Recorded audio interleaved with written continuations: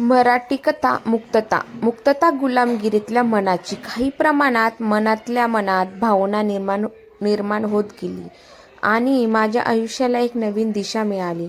काही गोष्टीची माहिती नव्हती तर काही वेळा गोष्टीचा अर्थ साजेसा लागत नव्हता. पण तेच प्रसंग वारंवार घडणार आणि समोर येणार.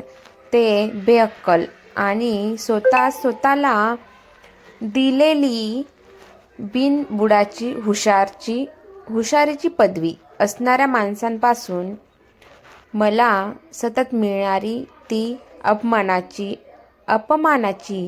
झुळूक अलगदपणावर आणि डोक्यावर वरातीत दारू पिऊन नाचणाऱ्या खुळ्या लोकांसारखी थैथया नाचत होती. पण नंतर हळूहळू माझ्याही लक्षात यायला लागलं की त्याची हुशारी नाही तर त्याचा पैसा आणि गर्व बेडकुळीच्या शरीरासारखा टुणूक उड्या मारत होता. पण त्यांना याचं भान राहिलं नव्हतं की ती उडी जी होती ती फक्त काही काळापुरतीच मर्यादित होती. काही दिवसांनी माझा दिवस येणार होता हे मला ठाऊक नव्हतं. पण अखेर तो प्रकाशमय दिवस सूर्याबरोबर नवीन ऊर्जा जन्माला घालून उगवला. त्या दिवशी गावातल्या मंदिरावर काहीतरी गावहितांची चर्चा चालू होती. त्यातील काही मंडळी थोडंसं चुकीच्या पद्धतीने काही धोरण गावकऱ्यांसमोर मांडत होती. तर काही जण फक्त पोकळ बांबूंसारखी मोठे पण पोकळ स्वप्न गावकऱ्यांना सांगत होती. प्रत्येक जण आपापल्या परीने स्वतःचं मत मांडत होता. तेवढ्यातच मग मीही एक गावातला छोटासा भाग म्हणून एक छोटंसं मत व्यक्त केलं. तेवढ्यात काही बहादूर मेंदू नसलेल्या लोकांनी आणि विचित्र मानसिकतेच्या त्यांच्या कार्यकर्त्यांनी मला बोलून सुनावले. पण हे की मी जो विषय मांडला त्या मांडलेल्या मतावर जवळजवळ निम्म्यापेक्षा जास्त लोकांना विश्वास बसला आणि त्यांनाही योग्य तो वाटला असावा असं त्यांच्या चेहऱ्यावरून स्पष्ट दिसत होते. पण त्या लोकांना स्वतःच्या विचारांवर ठाम राहण्यास धन्यता वाटत होती. त्यातील एक जण तर मला बोललाही की तुला काय कळतं रे, तुझं काम कर आणि गप्प बसून राहा. तुला काय मेंदू नाही अन तू यात डोकं घालायला निघालास, बेअक्कल कुठला, मूर्ख, अशा कित्येक असह्य शब्दात माझा अपमान केला.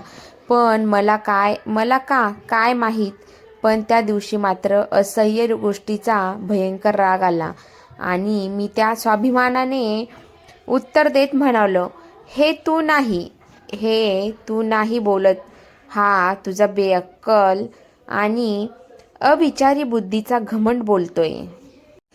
पण तुझ्या या फालतू गोष्टींना आणि विचारांना काहीच किंमत नाही. आजपर्यंत गावकऱ्यांनी तुमच्या कुटुंबाच्या पारंपरिक गुलामगिरीतून मुक्त होऊन एक प्रश्न आणि उपस्थित केला तर लगेच तुमची भाषाही उघडट होय लागली. आज तुला तुझ्या बावळट बुद्धीचा एवढा गर्व आहे तर विचार कर, मला माझ्या सुज्ञान विचारशक्तीचा किती स्वाभिमान असेल. तुझ्याकडे धनसंपत्ती आहे म्हणून आजपर्यंत तुझ्या अस्तित्वावर बोललो नाही असं अजिबात नाही. तुझी संपत्ती आणि तुला तर क्षुल्लक आणि फालतू गोष्टी मानतो. मग तू काय चीज आहेस? तुला यासाठी बोलत नव्हतो की मला सवय नव्हती फालतू लोकांच्या आणि मूर्ख विचारशक्तीच्या लोकांच्या तोंडी लागून स्वतःच्या अस्तित्वात बावट विचारांना संसर्ग लागून घेण्याची आजचाही दिवस लक्षात